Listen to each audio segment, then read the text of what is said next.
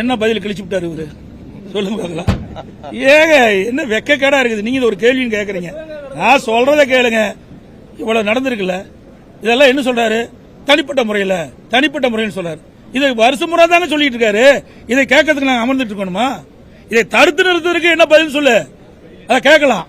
அதை விட்டுட்டு எப்பொழுது பார்த்தாலும் நாங்கள் குற்றவாளிகளை கைது செய்கிறோம். இது எல்லா ஆட்சியிலும் தான் செய்யறாங்க. இதுக்கு என்ன போய் நீங்க முதலமைச்சர் இருக்க வேண்டியது? இதை எப்படி தடுக்கப்படுவது அதுதான் முக்கியம். அந்த கேள்விக்கு பதில் சொல்றாரா? இல்லையே. நாங்க பயந்துட்டுலாம் வரலைங்க. எங்களை பேச அனுமதிக்காத காரணத்தினால் நாட்டில் நிலவுகின்ற பிரச்சனையை எடுத்து சொன்னா இந்த அரசாங்கம் காலி ஆயிரும். இந்த அரசாங்கம் இருக்காது, காணாமல் போய்விடும். அதனாலதான் பயந்துகிட்டு எங்களுடைய பேச்சை கேட்க முடியல, எங்களுடைய பேசுவதற்கு அனுமதி கொடுக்கல. அதனாலதான் நாங்க வெளியே வந்தோம் ஒழிய இந்த அரசாங்கத்தை கண்டு பயப்படுகின்ற கட்சி அதிமுக கட்சி அல்ல என்பதை பலமுறை நாங்க நிரூபித்து காட்டியிருக்கிறோம்.